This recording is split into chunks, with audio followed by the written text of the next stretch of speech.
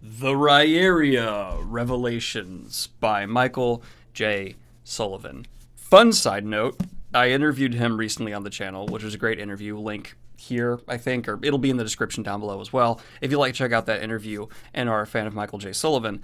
But it wasn't until after that interview was over that a friend of mine from high school reached out to me and goes, "Hey, you were friends with his son in high school, right?" What? Turns out that Michael J. Sullivan's son was in like the same group of people I hung out in the second high school I went to.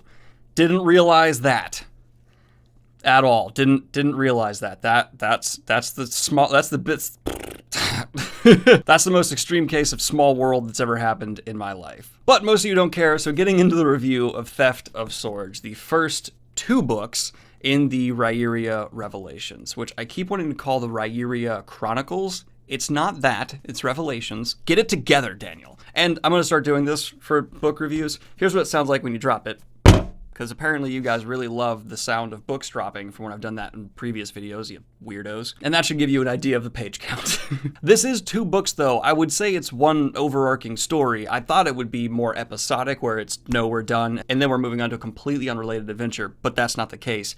It does connect. And what I have to say about Theft of Swords is almost entirely positive. This is an incredibly accessible, adult, well-rounded fantasy story with two of the best protagonists I think I have been introduced to this year. Royce and Hadrian are bubbling with personality, flaws, dynamic growth, really just they're fantastic. Just in these first two books, that is the Theft of Swords, they have had enough development of character for me to really fall in love with them and enjoy them dramatically. And if you are someone who likes classic fantasy, but also modern fantasy elements, this book is pretty much built for you. Because pulling a little bit from what Michael J. Sullivan did say in our interview, it's clear that he has a respect for classic fantasy, but he was bringing in very different elements from other genres, things like that, in terms of his storytelling. This might sound really strange and alienate fans who disagree completely, but to me, Riyria Revelations so far reads like a very modern take on fantasy characters in a very classic fantasy world, where we have a lot of the elements from older fantasy in terms of what is built, but the people living there feel way more modern, way more developed than what we used to get in those classic fantasy stories. And I really enjoyed that, like a lot. This may become one of my default go-to recommendations for introduction to modern fantasy, period. Like, this is so accessible and is a very good education of what fantasy can be without being an extreme take on a subgenre of fantasy, or so high and epic that many people would be intimidated or turned away. I've had good luck with duos in fantasy recently, most notably the last one I read, Prince of Fools, was some of the best character work I've read this year as well. So maybe I should just start reading duo-driven stories from now on, because the chemistry between these two was next level. And a strange thing as well for me to say reading this book, the introduction does a phenomenal job of setting up what kind of book this will read like. So if you enjoy the first couple chapters,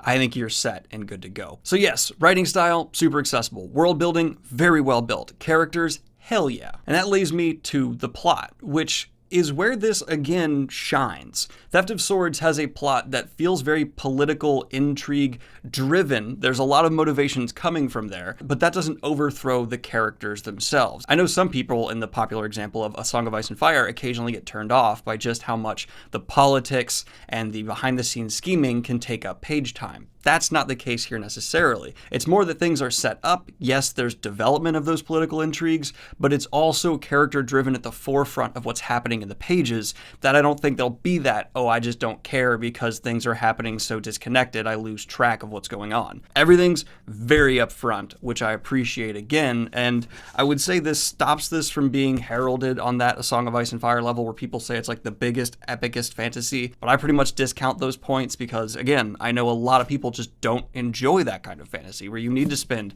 page after page taking notes, trying to figure out who's doing what, keeping track of everything.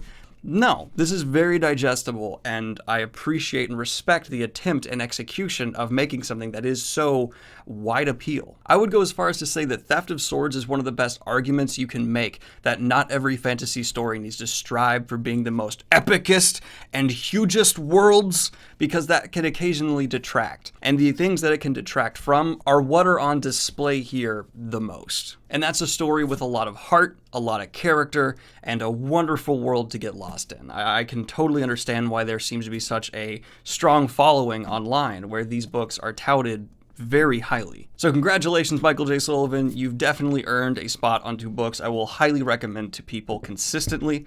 I think this is definitely going to be in probably my top 10 books I read this year list at the end of the year, though I haven't sat down and actually written that out yet, but it's a hell of a contender. Although it's 2 books. Do I need to split it? No, I'm just going to keep it as one, Theft of Swords, though there is 2 books in here. Anyway, guys, this has just been my meandering thoughts of Theft of Swords. Really, I can recommend it to anybody entry, because I think there are very, very few people out there who don't like character-driven, fleshed-out world, badass, epic fantasy that harkens back in a lot of ways to the classical while being progressive in such a monstrous way with character, and that's mwah. Well done. Have a good one, y'all. Like and subscribe if you've not already. Hit the Patreon if you want to support what I do here. Peace.